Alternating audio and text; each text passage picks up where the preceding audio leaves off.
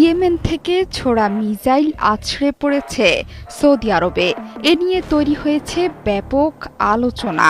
গাজা ধ্বংসযজ্ঞে যখন চুপ করে আছে আরব বিশ্ব, তখন এটি যেন জেগে ওঠার বার্তা নিয়ে পৌঁছে গেছে সৌদি আরব। এই মিসাইল ছুড়েছে ইয়েমেন বাহিনী, যারা গাজা আগ্রাসন দেখে চুপ করে বসে থাকতে পারেনি। সবাই যখন নিশ্চুপ ভূমিকা নিচ্ছে, ইয়েমেনই একমাত্র শক্তি যোগাচ্ছে ফিলিস্তিনি ভাই বোনদের। তাদের পাশে দাঁড়িয়েছে ঢাল হয়ে, শত্রুদের দিয়ে যাচ্ছে উচিত শিক্ষা।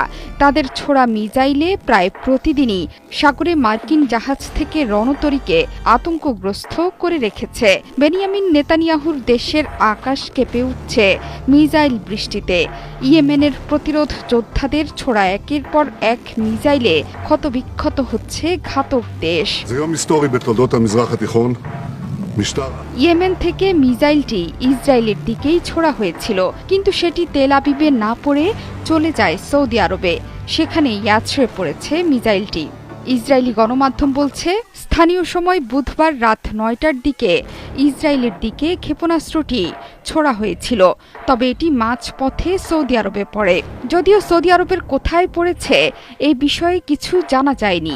ইসরায়েলি গণমাধ্যমে প্রচারিত খবরে এখনো কোনো মন্তব্য করেনি রিয়াদও।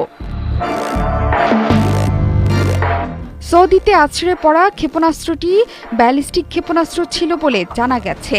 এই তথ্য জানিয়েছে বার্তা সংস্থা আনাদোলু এবং সংবাদ মাধ্যম টাইমস অফ ইসরায়েল। আনাদোলু বলেছে, ইসরায়েলি গণমাধ্যমের খবর অনুযায়ী বুধবার ইয়েমেন থেকে ইসরায়েল অভিমুখে নিক্ষেপ করা একটি ক্ষেপণাস্ত্র সৌদি আরবে পড়েছে। ইসরায়েলি সেনাবাহিনী এই ক্ষেপণাস্ত্র উৎক্ষেপণের বিষয়টি শনাক্ত করেছে।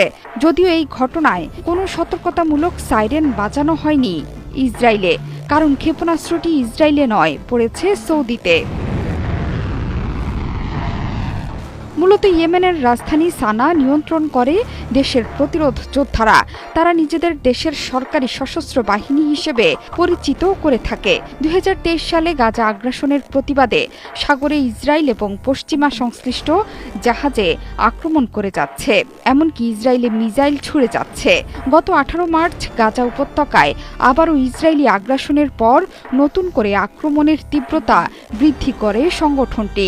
তখন থেকে ইসরায়েলের দিকে ১৮টিরও বেশি ব্যালিস্টিক ক্ষেপণাস্ত্র এবং ২টো ড্রোন নিক্ষেপ করেছে তারা।